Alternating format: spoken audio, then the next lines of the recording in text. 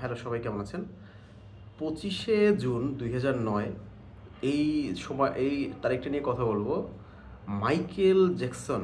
Michael Jackson ছোটবেলা থেকেই আসলে আমি ওনাকে খুব পছন্দ করি এবং একটা সময়ে ওনার গান আসলে কোনো কিছু ওনার গানের কোনো লিরিক্স না বুঝেই শুনতাম। তো ওই সময় আসলে শুনতাম বলতে ওইসব গানগুলো শুনতাম যে 'জাস্ট বিট ইট', তারপরে ওই সময়ের আরও কিছু যে গান ছিল 'they don't really care about us', তারপরে এছাড়া ইংরেজি গান বলতে হাতে গোনা ২-১টা শুনতাম। ধরুন যে 'কেয়ারলেস হুইসপার' বা 'মডার্ন টকিং' এর কিছু গান। তো মাইকেল জ্যাকসনের গান আসলে যত পরবর্তীতে শুনেছি ততই ভালো লাগছিল। একটা পর্যায়ে এসে যখন আমরা গানের লিরিক্স খোঁজা শুরু করলাম, তখন দেখলাম যে এই গানের লিরিক্সগুলো আসলে একটু অন্যরকম এবং সবকিছুই শুধুমাত্র মানে গতানুগতিক যেরকমের হয় সেরকমের নয়। তো মাইকেল জ্যাকসন পৃথিবীব্যাপী এখন পর্যন্ত জনপ্রিয়তায় যত শিল্পী আছে পৃথিবীতে, তাদের থেকে সবার উপরে। এবং তার থ্রিলার যে অ্যালবামটা, এটা এখনও পর্যন্ত গ্রিনেস ওয়ার্ল্ড রেকর্ডে সর্বাধিক পরিমাণে সেল হয়েছে।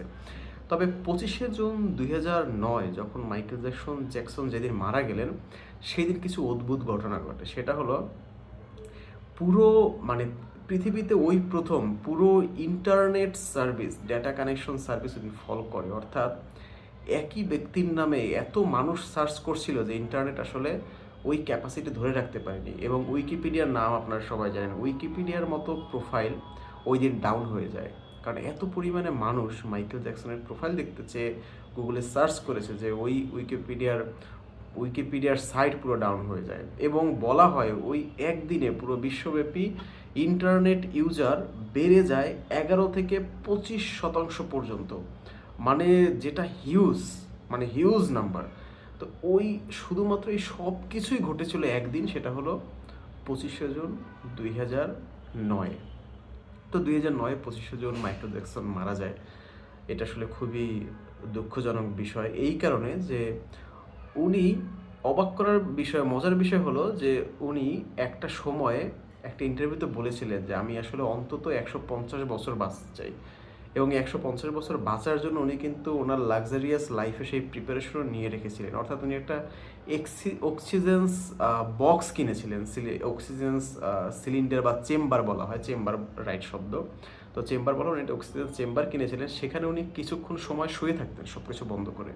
এবং ওই সময় ধারণা করা হচ্ছিল যে অক্সিজেন চেম্বারে যদি শুয়ে থাকা হয় কিছুক্ষণ যাবত, তাহলে অন্যদের থেকে অ্যাভারেজ যে এইজ, তার থেকে আরও কমপক্ষে 20% বেশি বয়স পাওয়া যাবে। তো সেই হিসেবে উনি আশা করতেন যে উনি ১৫০ বছরই বাঁচবেন। কিন্তু দুঃখজনক বিষয়, উনি ৫০ বছর বয়সেই মারা যায়। ওনার সর্বশেষ যে রেকর্ড, যে গানটা তিনি পারফর্ম করে, সেটা হলো আর্থ সং। ওনার খুবই বিখ্যাত আর্থ সং, মানে পৃথিবীকে নিয়ে সং। আর্থ মানে পৃথিবী, সংটা দেখতে পারেন, খুবই খুবই সুন্দর এবং অন্য রকমের। এবং উনি সর্বশেষ যে গানটি রেকর্ড করেন ওনার গানের নিজের লেখা, সেটা হলো বেস্ট অফ জয়। এবং এটাও আসলে শুনে দেখতে পারেন, লিরিক্স পড়ে দেখতে পারেন, খুবই সুন্দর। তবে ওই সব গানের রিদম এবং যেই গানগুলো রিলিজ করেছেন ওই সময়ের সবচেয়ে পপুলার পাওয়া, এই গানগুলোর আসলে প্রতিদ্বন্দ্বী বা এই সেম কোয়ালিটির গানের পৃথিবীতে এর আগে কখনো আসেনি। যেমন 'জাস্ট বিট ইট' আপনারা শুনতে পারবেন। থ্রিলার সবচেয়ে বেশি most selling album in the world, মানে এটা কল্পনা করা যায় না যে 66 মিলিয়ন মেবি সেল হয়েছিল এরকমের। আমি একটা লিঙ্ক এখানে দিয়ে দিচ্ছি আমার ওয়েবসাইটে, তো এখানে ডিটেলস আরও অনেক কিছু লেখা আছে। এবং মজার বিষয় বলি যে ইন্টারনেট সার্চ ইঞ্জিন ওই দিন বিকল ছিল ২০০৯ সালের ২৫শে জুন। এটা ভাবা হয়েছিল এটা একটা ডিডস অ্যাটাক হয়েছে, অর্থাৎ ডিডস একটা ভাইরাস অ্যাটাক হওয়ার কথা মনে করে ওটাকে বা কিছুক্ষণের জন্য সাইটটি ডাউন করে দেয়।